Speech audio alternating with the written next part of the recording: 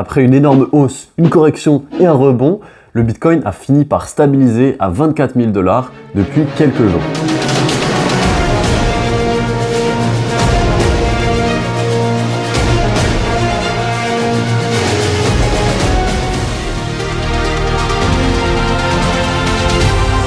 Bonjour et bienvenue dans cet hebdo crypto. J'espère que tu as passé une bonne semaine. Sur les crypto-monnaies, comme je viens de te le dire, ça s'est plutôt bien passé puisqu'on vient stabiliser aux alentours des 24 000 $. Commençons avec la première news. Je sais pas si tu t'en rappelles, dans les années 2000, il y avait ce qu'on appelait le carjacking. Dis, je viens de me faire carjacker. Ça voulait dire simplement voler une voiture. C'était principalement les Belges, une fois, qui s'en servaient. Aujourd'hui, en 2022, le carjacking existe toujours malheureusement.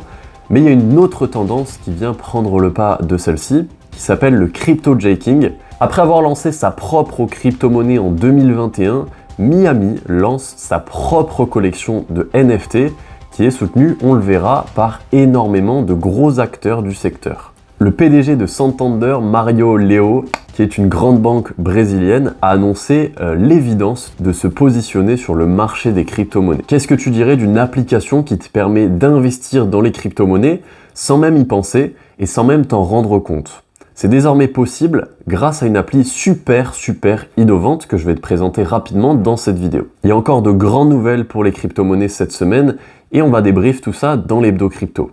Alors je te rappelle, si tu connais pas, que l'hebdo crypto, c'est le format que j'ai lancé il y a maintenant 3 semaines pour récapituler les news les plus importantes d'une semaine dans les crypto-monnaies, et ce, sans aucun graphique et sans aucun truc chiant qu'on va voir dans certaines vidéos. Tout ça, on s'en fout un petit peu quand on investit sur du long terme, donc c'est pour ça que là, je récapitule vraiment les informations qui pourraient nous intéresser en tant qu'investisseur long terme. Donc si ce format t'intéresse, abonne-toi dans un premier temps et ensuite dis-le moi dans les commentaires. Ça me ferait très plaisir. Je te le disais dans l'intro avec le crypto-jaking, depuis début 2022, il y a une énorme hausse des cyberattaques dans le domaine des crypto-monnaies. Et comment ils font ces pirates pour attaquer les gens dans les crypto-monnaies? Alors c'est une nouvelle méthode qui est assez innovante, je trouve. Et d'ailleurs, j'ai pas envie de les féliciter, mais je trouve que c'est très ingénieux.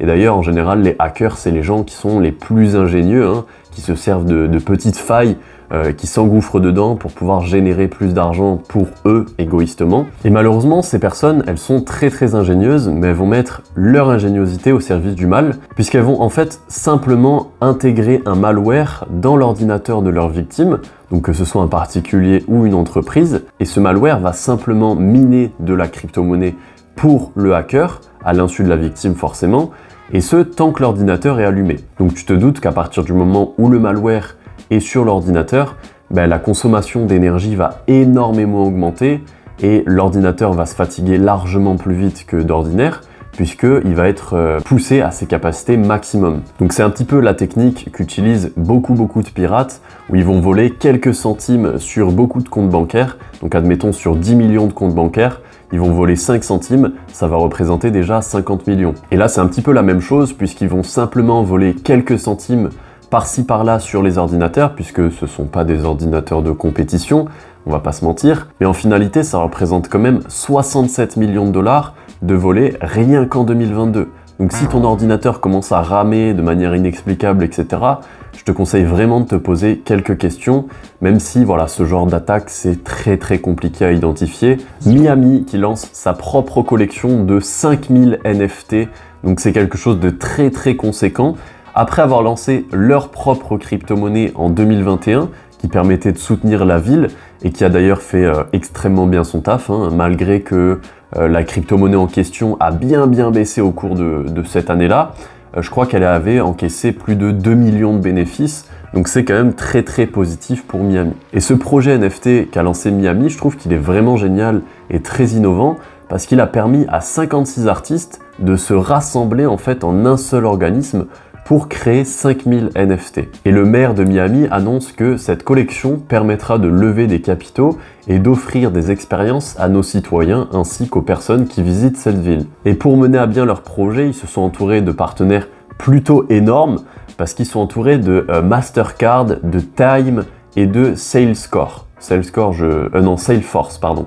Je connais pas Salesforce, mais Time et Mastercard, c'est déjà des partenaires qui sont immenses. Donc à mon avis, ça va envoyer du lourd. Bitcoin gagne encore du terrain au Brésil, puisque bon, ça fait déjà quelques mois qu'il y a beaucoup de news en faveur des crypto-monnaies au Brésil, mais il y a une nouvelle marche qui a été franchie par le PDG de Santander, qui est une énorme banque au Brésil. Et d'ailleurs, le géant Santander n'en est pas à son coup d'essai, puisqu'ils ont déjà proposé aux agriculteurs argentins de tokeniser leur production dans le but de les aider à combattre l'inflation.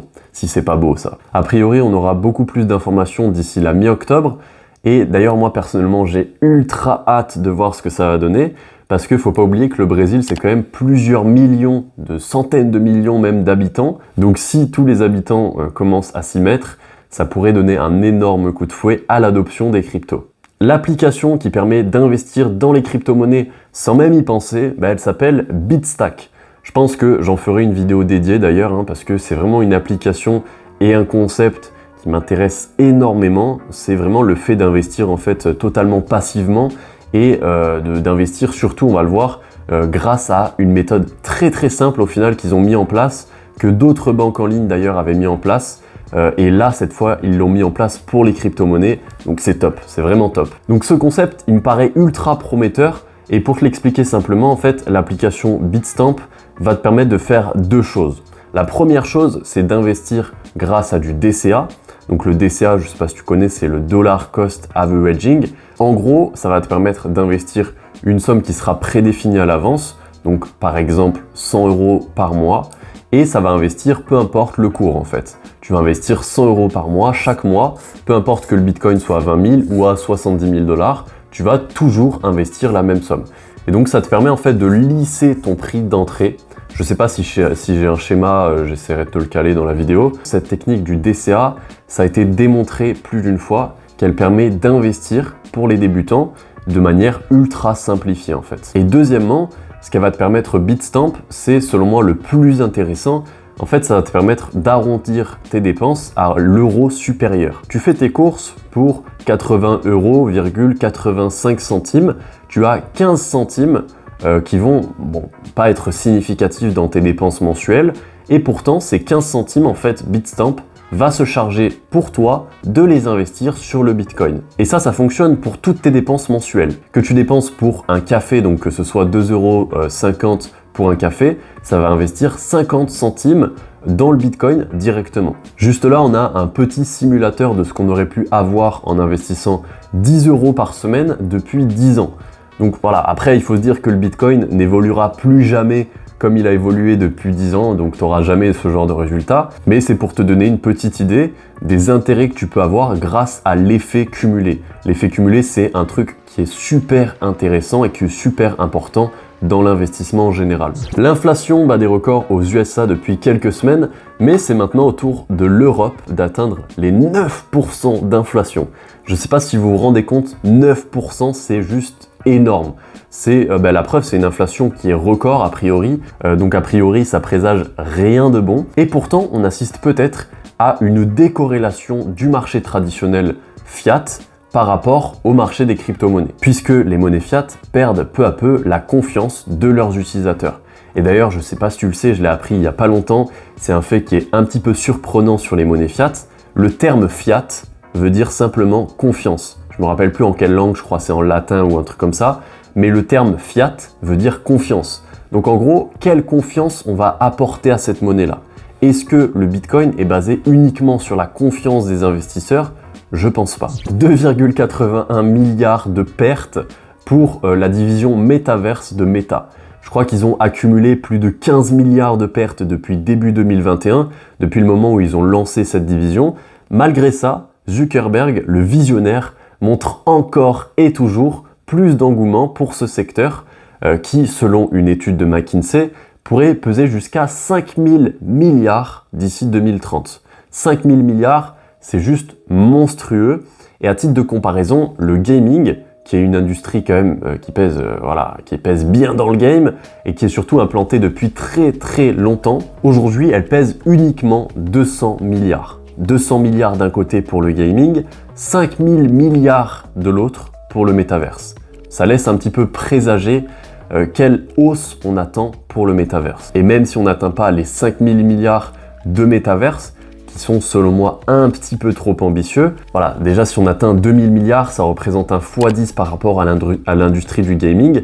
Et à l'heure actuelle, le métaverse, il est chiffré, je sais pas à combien de milliards, mais c'est très très peu. C'est beaucoup moins que l'industrie du gaming.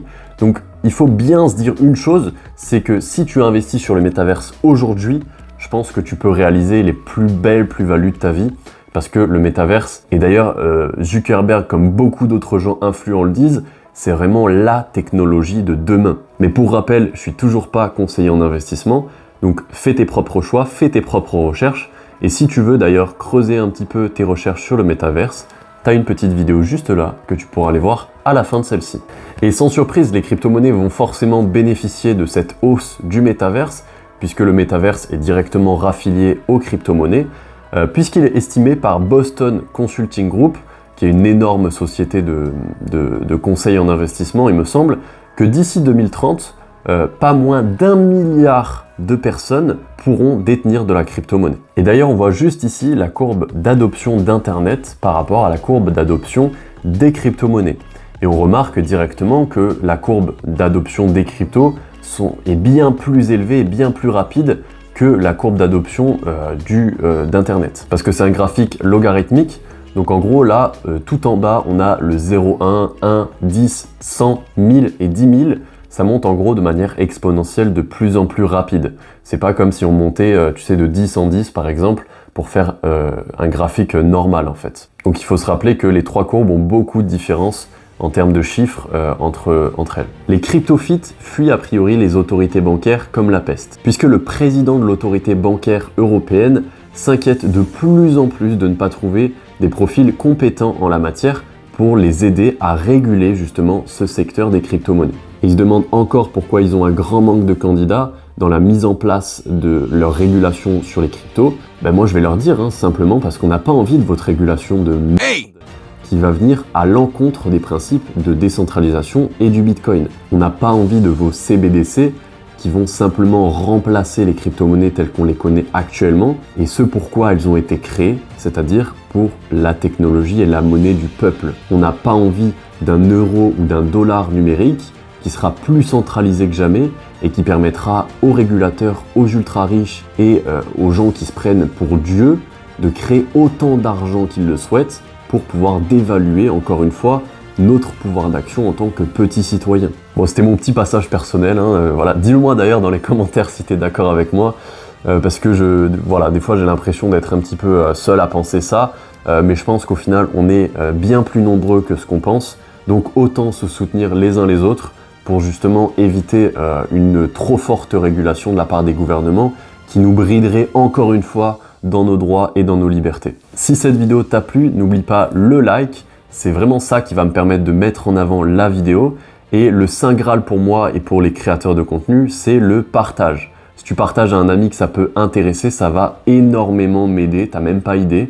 Donc je te remercie d'avance si tu le fais. Voilà, j'en ai terminé pour cet hebdo crypto. On se retrouve la semaine prochaine. D'ici là, prends soin de toi. Ciao.